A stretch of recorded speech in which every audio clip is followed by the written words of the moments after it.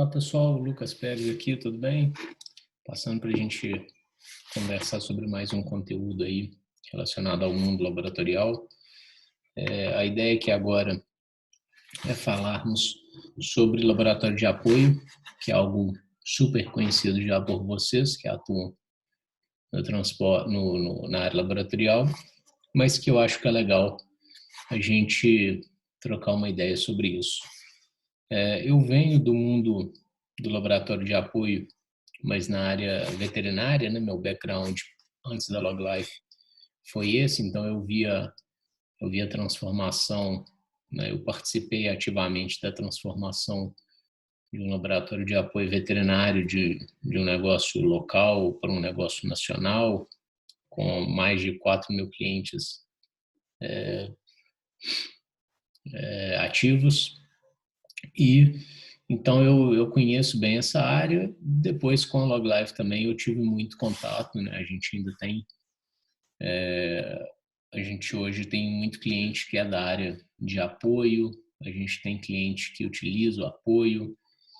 Então, tanto o lado do apoiado quanto o lado do apoio, a gente tem essa experiência bem grande. Por isso eu resolvi compartilhar aqui com vocês algumas coisas. Tá? Mas muito disso é fruto da minha experiência como executivo de um laboratório de apoio. Então, esse é um ponto que eu achei importante, achei que podia ter algumas sacadas legais aí para vocês, que podem ser úteis aí para o laboratório de vocês. Primeiro, antes de tudo, a importância do apoio, ele é fundamental nessa cadeia de logística, na minha visão, porque a gente tem uma gama enorme de exames, né, de doenças, de equipamentos, de áreas de especialização profissional, na área laboratorial. Então, faz muito sentido que haja uma cadeia de especialização no mundo laboratorial. Isso é algo que faz sentido. Se existissem só 5 tipos de exame, talvez não faria sentido, mas existem mais de, sei lá, 10.000 exames. Então, faz muito sentido isso. Muitas vezes, não vale a pena você, por exemplo, você é um laboratório que é especializado em microbiologia. Às vezes não faz muito sentido você criar toda uma área, uma estrutura de equipamento, de profissionais, principalmente, por exemplo, de anatomia patológica, sendo que você não é o seu core business. Seu core business, que você é especialista, o seu time, seu modelo de negócio está desenhado para isso, é para a área de microbiologia, por exemplo.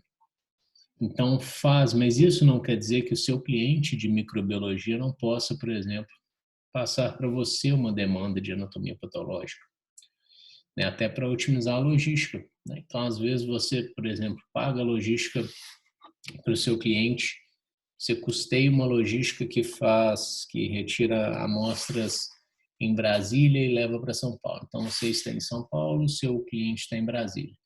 Você vai lá e contrata a Log Life para fazer a logística 2 vezes por semana para pegar nesse laboratório. Faz sentido que esse laboratório de Brasília queira te mandar não só microbiologia, mas também uma anatomia patológica, por exemplo, para aproveitar a logística, para que ele não tenha que ter você, depois outro fornecedor em outra área. Então isso acontece muito. Às vezes ele quer terceirizar tudo com você. E aí o que você precisa fazer?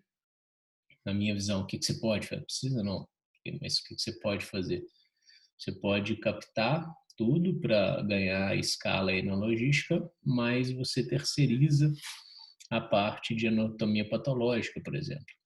Um laboratório que seja especializado nisso, né? A gente tem cliente que é especialista de anos, super gabaritado de anatomia patológica, então eles sabem como que faz, como que treina, como que recruta esse tipo de profissional, como que retém esse tipo de profissional, como que quais os riscos, como que precifica, né, quais insumos, enfim. Então, é especialista naquela área. Por isso que essa divisão de papéis eu acho que faz sentido.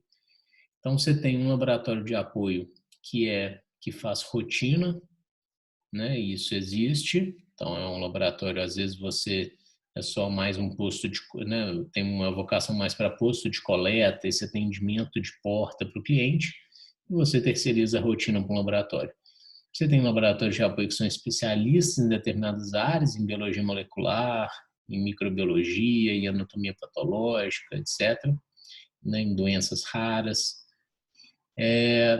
Então, essa divisão faz muito sentido nessa lógica. Quais são as vantagens aqui que eu coloquei para o laboratório de apoio, de existir laboratório de apoio nessa entidade aí? Bom, a especialização, então a gente eleva o nível da saúde como um todo, na minha visão, quando a gente especializa, porque uma coisa é você fazer 10 especialidades, outra coisa é você fazer uma especialidade, 2, 3.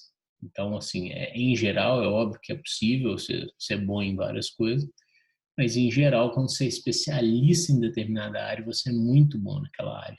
Então, muitas vezes, o nível da saúde com a divisão de papéis, ele aumenta. Né? Então, essa fragmentação dos papéis muitas vezes faz sentido. Então, é o que eu falei, tem uma empresa tem know-how para ser hospital, outra para ser posto de coleta, outra para ser apoio de rotina, outra para ser apoio de microbiologia, e etc. Ganho de escala, né? Então, ao se especializar, ganha-se escala, né? Isso é um fato.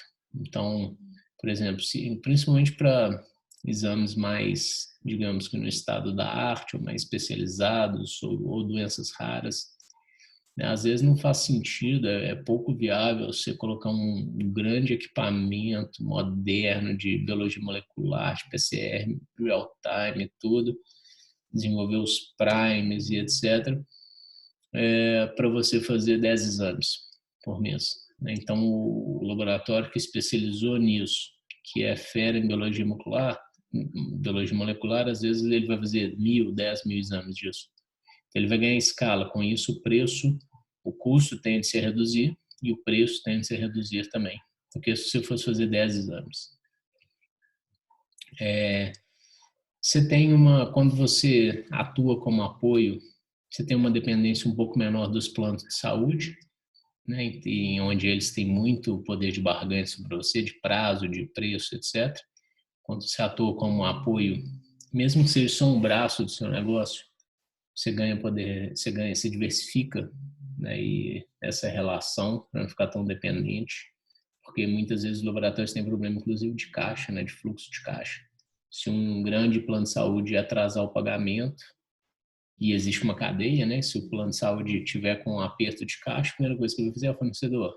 Vou atrasar seu pagamento, que já é longo, né? Às vezes 3 meses. Então, você tem uma diversificação ali de modelo de receita, modelo de negócio, que eu acho que faz sentido. E, no caso do apoio também, tem um lado que é interessante, que é de que você não precisa convencer as pessoas físicas, né? Às vezes, se você montar uma estrutura comercial e de marketing bem ajeitada, pode ser mais fácil você convencer outros laboratórios do que convencer milhares de pessoas, né? Porque convencer milhares de pessoas de que o seu laboratório é bom depende mais de um branding mais forte, né? Geralmente, o marketing B2C ele é mais caro do que o marketing B2B, porque ele tem uma escala maior de marketing. Então, isso também pode fazer sentido. Uma coisa que eu reforço aqui você pode completamente seguir atendendo a pessoa física, né, através do plano de saúde ou mesmo particular, mas a minha ideia aqui com essa postagem pode ser interessante, dependendo do seu ramo, da sua especialidade, do seu negócio, criar um braço menor, experimental, para testar um apoio. Às vezes você é um laboratório de Montes Claros, que tem já uma demanda consolidada na pessoa física, no plano de saúde, e você pode ser um satélite, um apoio satélite ali daquela região. Né? Cidades do interior que são um pouco maiores podem virar um laboratório, pode virar um satélite da região. Então, isso faz muito sentido na minha visão. Os principais desafios do apoio é a inadimplência, porque, de certa forma, você tinha 20 planos de saúde, agora você vai ter 100 clientes, mas, ao mesmo tempo, por outro lado, é o que eu falei, você tem mais poder de barganha do que sobre o plano de saúde, que é muito rígido, que ele determina as regras. O marketing e vendas é preciso organizar bem um processo de inside sales, principalmente, na minha visão, tá? Que eu acho que esse marketing e esse processo de vendas, esse time de vendas mais moderno, em que você tem o time que faz qualificação de lead, o time que transforma a oportunidade em cliente, tudo isso eu acho que é importante. E a gestão de insumos, né? Porque o apoio hoje, em geral, ele supre o cliente dele com o insumo que vai ser usado para mandar para ele. Então, os tubos, né, as embalagens primárias em geral, ele precisa distribuir isso. E aí é importante que você tenha uma inteligência logística para poder não gastar muito dinheiro com isso e que você tenha um software para poder gerenciar isso. Então, um software, um relatório no seu software que diga, o laboratório X, mês passado, me mandou 50 PCRs de leishmaniose, e aí o sistema já entende que o PCR de leishmaniose ele utiliza determinada embalagem primária, determinado tubo, e ele já calcula, então, baseado nos exames, quanto que você precisa mandar para suprir ele para o próximo mês. Tá? Então, aqui eu já comentei que são os tipos de apoio, assim, na minha visão, óbvio que tem mais, tem um laboratório geral, que seria mais rotina. A rotina, ela tem, às vezes, dependendo do exame, um desafio logístico, por causa de prazo, e de estabilidade das amostras. Você tem os laboratórios especializados, anatomia patológica, biologia molecular, microbiologia, exames regulados, como raiva, por exemplo, na medicina veterinária, o exame de raiva, para poder, de fato, ser válido para viagens internacionais, você precisa ter um processo de credenciamento, né, na União Europeia, por exemplo, para você poder fazer o exame, que eu acho que é um dos que mais sai, que é para ir para a Europa, precisa ter esse credenciamento. Exames essenciais para vacinação, pré-vacinal, como leishmaniose, em que você tem que fazer um exame antes de vacinar o animal, o PET.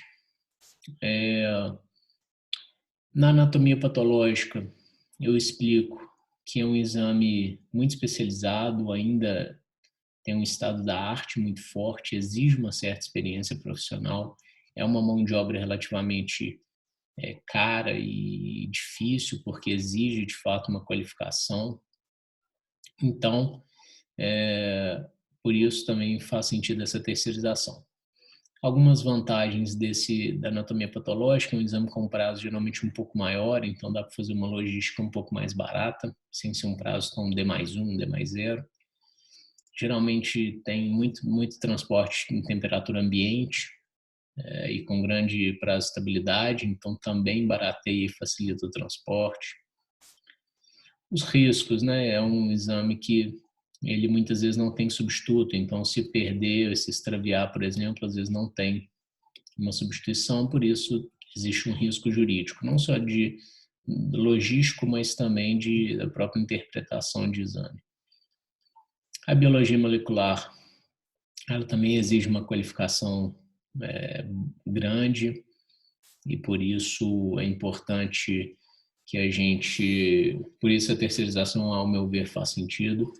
Quando eu tive experiência como executivo, por exemplo, para a gente conseguir realmente ajeitar o setor de biologia molecular, deixar ele refinado, foi só quando a gente contratou o líder daquele que revolucionou aquele setor, era um PhD em biologia molecular, super Caxias, experiente. Então, por isso, não é tão simples. A microbiologia também tem um certo estado da arte, por isso faz sentido. Aqui eu já falei dos exames regulados, pré-vacinais. Aqui eu explico sobre a lógica do ganho de escala. O ganho de escala é quando eu começo a ter o custo marginal, ou seja, o custo para se produzir um item a mais, um exame a mais, ele vai reduzindo. Então, você vai descolando a linha de custo com a linha de receita. A linha de receita vai crescendo e a linha de custo vai crescendo menos à medida que você cresce. Então, ela começa junto, mas depois, à medida que você vai ganhando escala, elas vão se descolando.